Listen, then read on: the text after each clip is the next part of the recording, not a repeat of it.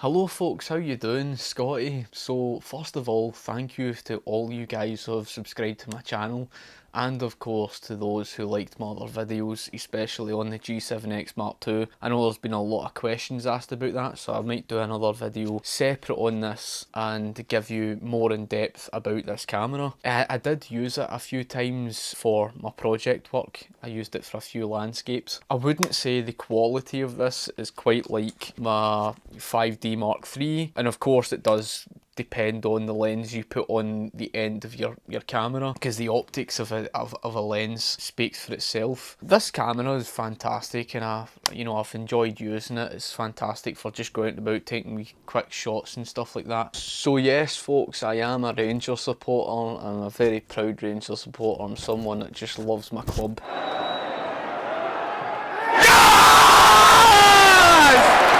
And what can I say? I'm just overly delighted that there's a new deal that's kind of went through with the whole Sports Direct, and now the boycott's gone over. And I just recently got the new Rangers shirt. Well, they had it last season, but anyway. And last season was just awful. Ended up 39 points behind Celtic. Just, oh my god, man. I think any Rangers supporter could sympathise, and I wasn't really in this position.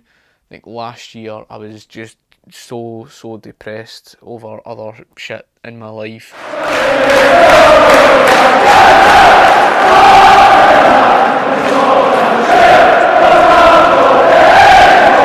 I ended up in a really kind of depressive moment, and it really did not help when Rangers were getting hammered. Let's just say I'm just glad it's over with. And recent Rangers have been signing all sorts of these players, these new players or whatever, and it's just so exciting. It's such an exciting time to be a Rangers supporter. I would really like to get along to the games. I wish I could afford to get the season ticket, but it's just one of those things. But I hope to get along to a number of the games this season. It's such an exciting time. And Rangers will be playing, I think, this Niederkorn or whoever they are, some Luxembourg club. So I'm so excited to say that Rangers are back in Europe.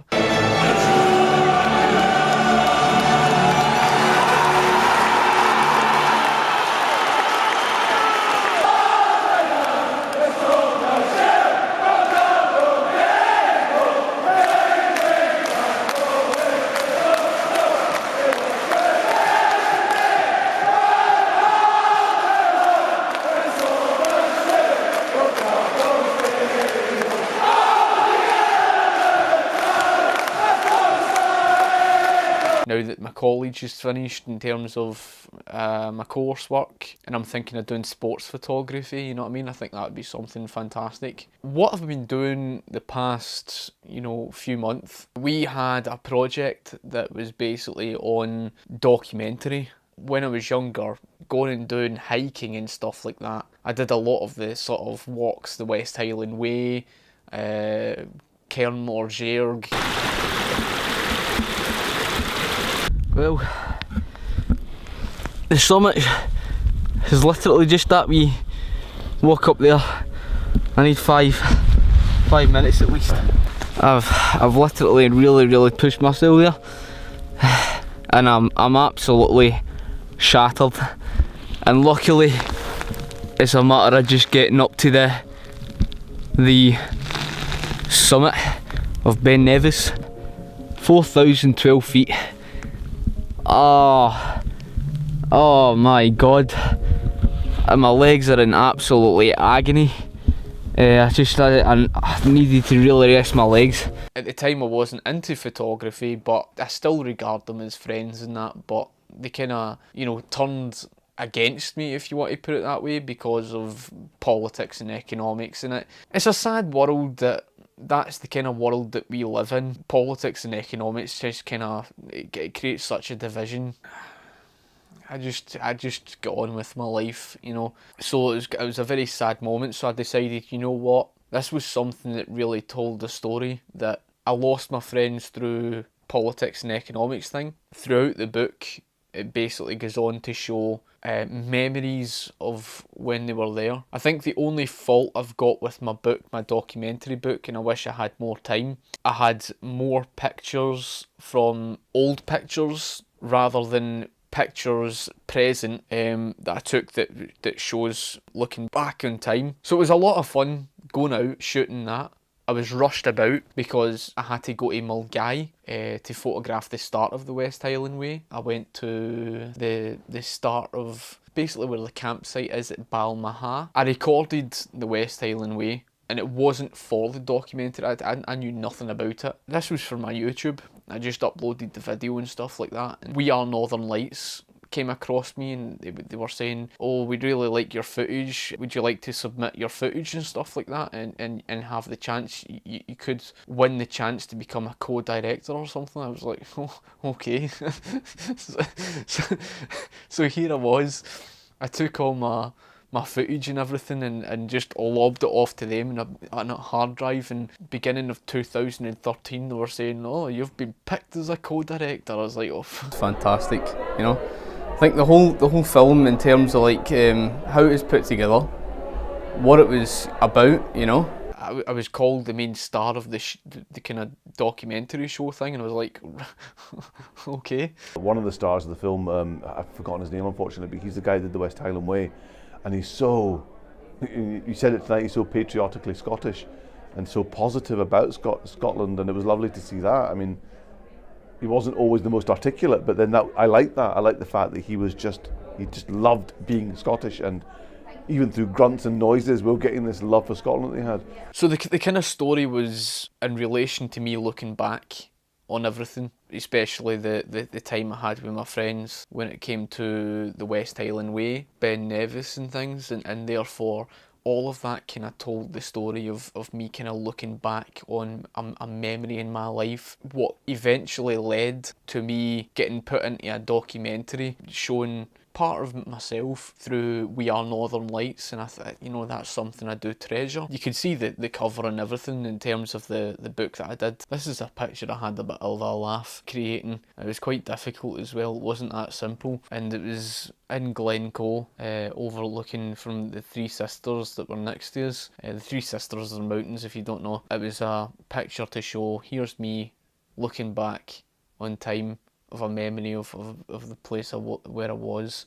And what I did was I set the camera up in the tripod, and I had my telephoto lens, I'm pretty sure it was, that I was using. Yeah, it was my telephoto lens at the time, using the remote flash, and I had someone standing outside the picture pointing the flash down at an angle, so that I basically had to press the button for self-timer and then run into position. Now, it's quite funny because the fact that it was in a touristy part of Glencoe and people parked their motor there, and a number of the tourists were kind of like looking at me and laughing and kind of thinking to themselves, what the fuck is he doing? That's some fucking weird selfie that is. But yeah, I mean, that was, oh, it's fantastic. You get some laugh out of photography, I'll tell you that. Then after the whole documentary thing, we moved more or less finalising our other projects, doing other things, and there was quite a number of things throughout the year that I enjoyed doing. And, you know, the fashion stuff, I don't mind the sort of photographing portraiture, you know what I mean, and being creative, and it's fun. I wouldn't mind photographing models and things like that. You know, it's a fun thing to do. I enjoyed it. Doing other shoots relative to my own project work, and eventually we moved on to doing a self-initiated project. And you know, the self-initiated project was just fantastic because this was the project that I got to properly choose myself on a topic that I choose myself and just do what I want. Yeah, the documentary is kind of thingy, but it's quite challenging. Don't get me wrong, I enjoyed the documentary stuff, but this was something that I properly got to choose myself. What we had to provide was 20 of our best images, but showing a variety of different techniques. Now, I chose wildlife Scottish wildlife, and you know, for my plan, I unfortunately left out my target market, and therefore I kind of lost marks. I think I got 11 out of 15, which is, you know, it's not bad. And I had to make up for basically getting what I wanted. I had to try and get an A, because this is the only project that I would get a grade for. I think it's about 70 marks or something it was for the main project itself. And then you've got the evaluation, which is, I think, again, about 15 marks or something like that. So it was quite pressuring. I did it on something that I loved doing, and I was at points rushed about. I live in the city. It's not that easy in terms of wildlife, you know what I mean? I mean, alright, you can go to a park or something and it's not the same. So the first place I kind of went to was Benmore Botanic Gardens. You know, I wanted to do something creative, and I never used Flash before with macro, so that was quite, you know, it was a good experience. I took a beautiful landscape, and it's quite a famous one though, but I think mine's turned out quite nice because of the way the sun breaks through, and I had to go through and show how I actually did the whole process. So that's the thing, it's not just a case of in the project, you take the photographs and therefore you submit your best photographs. You actually have to provide a whole blog on how you actually done everything and all the rest of it, and all the Photoshop work. By Christ, it took so much work just to get through and write all of that. The landscape, it wasn't one that I used towards my final 20. However, I'm very pleased with how that landscape turned out. It was a beautiful picture, and I was fortunate the sun broke through at that time. And it was actually near red squirrel habitat. But for me, that shot of the trees was just too fixed. It was too like the garden, rather than something you would go into a proper wildlife forests and find these red squirrels and stuff like that. That was initially my plan. After the first shot, I then went to this beautiful butterfly and insect world place out at Dobbies in Edinburgh. I went in and I asked them, and it says, yeah, it's completely fine for me to use Flash, and I was like, yeah, fantastic. Really, you're supposed to use a softbox if you're trying to create a soft type of shadow. Images that I was pleased with, it wasn't easy to do because I was trying not to kill them at the same time, but the leaf cutter ants, I was trying to get down low and get the camera in close, because with macro photography it's something like that, and I wanted to photograph them level to show them and capture them in focus, and it was quite challenging, but like I say, I enjoyed doing it. So there was a lot of interesting images I got from that. My graded unit project, in between all of that, I had my work experience placement because I had to go and do that. They phoned me up, I went and I took photographs, and I was so happy with their response. The compliment they paid me for my work, I was just, because at the time I was facing such depression. It was something to do with a lassie who I really liked. I liked this lassie a hell of a lot, and you know, what can I say? To have that response back from them about my work, to have that work experience, it lifted my confidence. At the same time, I was trying to get in contact with a professional wildlife photographer. This is someone who does professional wildlife and landscape photography, and you only need to look at his website, man. His images are just sublime, man. It's just his images are just out of this world. It's that thing where you kind of think to yourself, right, he's an award-winning photographer. No doubt he's so busy, and the last kind of thing would be like during April or something like that, and I would be very lucky even to think me. So I had to look at different options, and luckily he did get back in, I think, contact or that, because he was away doing other things. Thankfully I managed to get it booked for the 5th of April. So I was away up to the Cairngorms, and I booked into, I think it was the McDonald's Hotel. Oh, what a beautiful hotel. It reminded me very much like the inside of the one in Rome. So yeah, he came and picked us up, and the first spot we went to was to go and photograph the red squirrels. And I think the first spot that we went to, I went out and we spotted one on a trail through the woodland area, and it darted up the tree, and I sat down Well, he directed me to sit down next to the tree, and sort of we were waiting there for about, it must have been half an hour or something, because it wasn't coming down.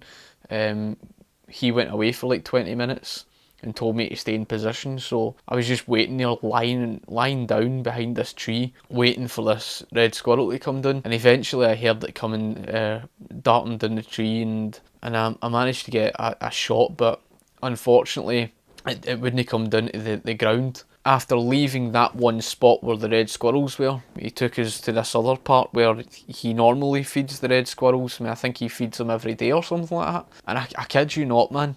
At first I got one or two pictures of a red squirrel in the tree or something, and there's a number of them running past. When we got up to the brow of this hill, and he told me where to stand and everything, these wee rascals are coming running across. It's like, wow, I just couldn't believe it. They're even coming running up and taking them out his hand and everything. So that was just some experience, honest to God. The most fun I ever had, man. And I managed to get such amazing images. It was quite difficult because I wanted to try and get the pan shot technique. That's not easy when it's red squirrels. He was, really handy in terms of advising me of what to do, where to stand. And after that, later into the day, way out in the countryside, in the Cairngorms, where all the wild hare was, and I was out there creeping up on them and photographing them, and that was just so much fun. And that's something that you get from that, from someone as professional as himself. You do learn a hell of a lot from someone like that. And he knows what he's doing. He actually understands like the mindset of them. Studied them. I think he was in the BBC documentary Highland Scotland's Wild Heart, which is a fantastic documentary. If you haven't seen that, that's well worth the watch. I can say that one of the images that I submitted towards my final 20 of the red squirrel actually won an award. I was like, what the fuck? What the fuck? Like that was so not expected for advanced photography. So that was at the Trades House in Glasgow. I was like, yes, yes, I actually won an award for something, man.